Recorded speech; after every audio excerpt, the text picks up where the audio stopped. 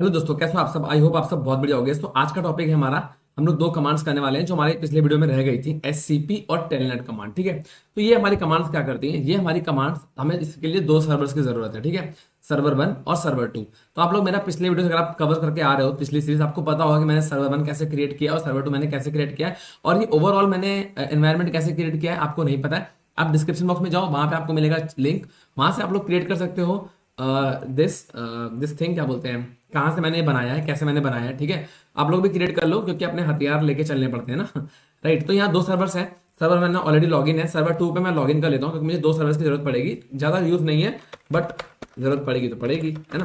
तो मैंने कर लिया है और हम दो कमांड चेक करने वाले हैं जो कि S C P, this one S C P, just a second, SCP and telnet. तो ये कमांड्स क्या करती हैं, ये कमांड्स हमारी बेसिकली हमें रिमोट लेने में मदद करती हैं। कि रिमोट मतलब कि दूसरे सर्वर का हमें रिमोट लेना है और चेक करना है कि क्या उस पर वो पोर्ट एक्टिव है कि नहीं एक्टिव है जिस पे मुझे काम करना है। ठीक है, यहाँ पे हम देखेंगे, सपोज एग्जांपल के तौर पे इसका भी मैं टर्मिनल ऑन कर लेता हूँ। राइट क्लिक करके आपको टर्मिनल ऑन कर लेना है। ठीक है, ये मेरा टर्मिनल ऑन हो गया। ठीक है, सो इसको मैं थोड़ा सा जूम कर लेता हूँ, इसको भी। राइट, ठीक है। अब मैं क्या करने वाला हूँ, यहाँ से मैं दो कमांड्स को चेक करूंगा। ठीक है, तो basically this command let you to connect to another computer. ठीक है, मतलब हम इंटरनेट की वजह से दूसरे कंप्यूटर पे कनेक्ट कर लेंगे और उसका रिमोट ले लेंगे और हमें उस पर जो काम करना होगा वो हम करेंगे। बट हम देखेंगे कि हम उसका रिमोट ले सकते हैं क्या, वो पोर्ट उस पर ओपन है जो जिसकी हमें जरूरत है, तो उसको समझेंगे। और ज़्यादा बेटर आपको समझ में आ जाएगा जब हम थोड़ा सा इसका डेमो देखेंगे। ठीक है, सबसे पहले मैं टेलनेट इंस्टॉल कर लेता हूँ अपने सर्वर पर। तो मैं करूंगा यम इंस्टॉल, और मैंने किया टेलनेट -y, यानी ऑटो परमिशन मैंने दे दी येस की। अदरवाइज वो येस और नो पूछता, मैंने ऑटो येस कर दिया। ठीक है, -y कर दिया, येस। इसको थोड़ा सा जूम आउट कर लेते हैं। राइट, तो ये मेरा इंस्टॉल हो गया है। अब मैं करूंगा टेलनेट। पहले मैं क्या करता हूँ, मुझे सर्वर 2 का क्योंकि रिमोट चाहिए, टेलनेट करना है, तो मैं इसकी आईपी चेक कर लेता हूँ। तो आईपी क्या चेक करते हैं, इफ कॉन्फिग करके। मैंने इफ कॉन्फिग किया, थोड़ा जूम आउट करता हूँ। ठीक है, यहाँ पे ENS 33 लिखा होता है, यहाँ आपको मिल जाएगी इसकी आईपी। तो ये आईपी है सर्वर 2 की। राइट, तो यहां मैं करने वाला हूं सर्वर 2 को रिक्वेस्ट। ठीक है, टेलनेट करूंगा मैं, टेलनेट, और यहां मैं डालूंगा आईपी ऑफ सर्वर 2। ठीक है, और पोर्ट नंबर 22। ये मैंने किया एंटर, एंड आपने देखा कि यहां लिख के आ रहा है trying to connect, this is connected to this, यानी कनेक्ट है, मतलब वो पोर्ट ओपन है ना। कैसे चेक किया, क्या हम इसको चेक कर सकते हैं रूट के through, SSH root @ IP of the second. ठीक है, एंड मैं करता हूं एंटर। ओके, तो इसने मुझे सर्वर 2 का भी लॉगिन दे दिया। अब सर्वर 2 का लॉगिन इसने क्यों दे दिया, इसने मुझसे, देखो आपके में दो चीजें होंगी, या तो आपका भी, अगर आप मेरे सीरीज के थ्रू चल रहे होगे तो आपका लॉगिन हो जाएगा ऐसे ही बिना पासवर्ड पूछे। लेकिन अगर आपने रैंडमली ये वीडियो आपको मिली है या आपने सीरीज फॉलो नहीं करी प्रॉपर वे में, तो यहां से आपका पासवर्ड पूछेगा। ठीक है, तो हम आपको सबको पता होगा पासवर्ड है रेड हैट। हमने जो, अगर आपने भाई सेम वीडियो फॉलो करी है मेरी वाली पिछली सारी सीरीज, तो हमने जो रूट यूजर बनाया था वहां हमने इसका पासवर्ड रखा था रेड हैट। जब भी हम रूट यूजर को लॉगिन करना चाहेंगे तो पासवर्ड आएगा रेड हैट। तो आपको अगर पासवर्ड पूछता है तो आप डाल देना रेड हैट, सबके में नहीं काम करेगा। अगर आप मेरी वीडियो फॉलो कर रहे होगे ना तो आपको पता होगा रेड हैट में क्यों कह रहा हूँ, क्योंकि हमने वीडियो जो बनाई है उसमें हमने रेड हैट पासवर्ड यूज किया है। आपने जो यूज किया होगा आपको वो डालना पड़ेगा। ठीक है, अगर इसको हमने कैसे ऑटो साइन किया है वो मैंने पिछली वीडियो में बता रखा है। ठीक है, पासवर्ड लेस ऑथेंटिकेशन हम इससे कहते हैं, वो हमने पिछली वीडियोस में किया हुआ है कवर। ठीक है, बेसिकली मेन मोटिव वो नहीं था कैसे हमने रिमोट उसका लिया, मेन मोटिव है कि हमने रिमोट उसका ले लिया। तो यहाँ मैंने SSH किया एंड रूट करके आईपी डाला किसका, सर्वर 2 का, एंड मैंने इसका रिमोट ले लिया है। ठीक है, सो इसको मैं यहां से करता हूं लॉग आउट। ठीक है, ये मैंने कर लिया इसको लॉग आउट। हम वापस आ चुके हैं अपने सर्वर 1 पे। ठीक है, अब देखो मैं यहाँ पे आपको दिखाता हूँ कि सर्वर 2 पे जो हम, क्योंकि हम इसलिए इजीली कनेक्ट कर ले रहे हैं इसको, तो क्या इस पे वो हमारे जो पोर्ट्स हैं क्या वो ओपन है, इस पे चेक कर लेते हैं। और पोर्ट ओपन करने की कमांड आप सबको पता होगी, अगर आप मेरे वीडियो फॉलो कर रहे होगे तो आपको तब तक रट गई होगी, है ना। TULPN hyphen sorry pipe grep -I। ठीक है, और लिसन। तो ये देखेंगे हम कि पोर्ट हमारा 822 इस पे ऑन है।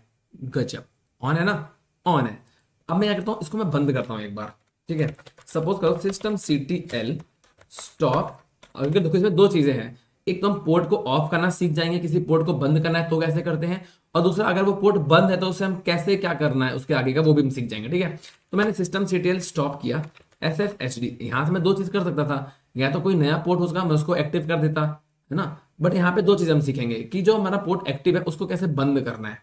राइट, अब बंद करना भी सीख जाएंगे एंड उसको स्टार्ट करना भी सीख जाएंगे। अभी मैं उसके बाद स्टार्ट भी कर दूंगा। तो मैंने यहाँ पे स्टॉप किया, ठीक है, एंड यहाँ से मैं इसका स्टेटस देख लेता हूँ। स्टेटस तो आपको दिखेगा कि ये आ चुका है इनएक्टिव, ठीक है, यहाँ पे आ गया इनएक्टिव यानी डेड, है ना। तो अभी एक्टिव नहीं है, राइट, अब ये एक्टिव नहीं है। तो अब मैं इसका एक बार आपको दिखाऊं नेट स्टार्ट करके।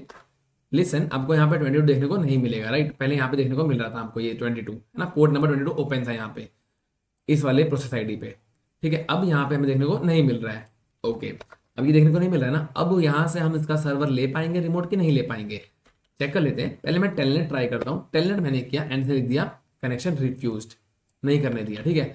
अब मैं ट्राई करता हूँ रूट लेकर के, तो भी इसने मुझे कनेक्शन रिफ्यूज दे दिया। क्यों दे रहा है ये? क्योंकि मेरा पोर्ट 22 उस पे ओपन नहीं है, ठीक है।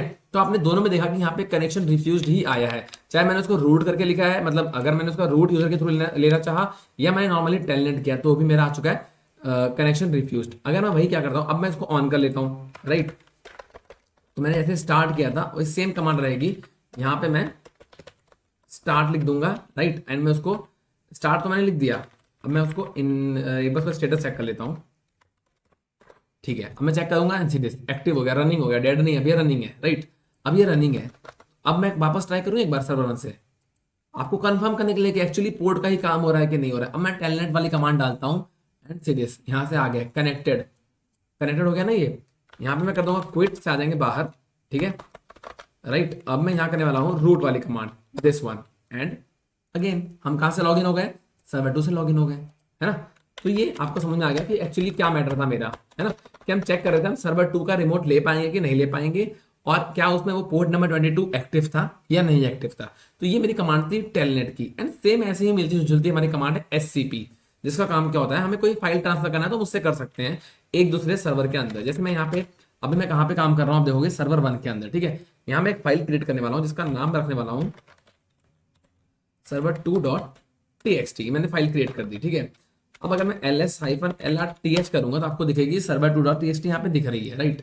बट अगर मैं सर्वर 2 पे जाके वो फाइल चेक करता हूँ ls-lrth एंटर, तो यहाँ पे तो नहीं है, यहाँ पे server2 टेस्टिंग नाम की फाइल है। इसको मैं ऑलरेडी रिमूव कर देता हूँ, ठीक है, अभी रिमूव कर देता हूँ,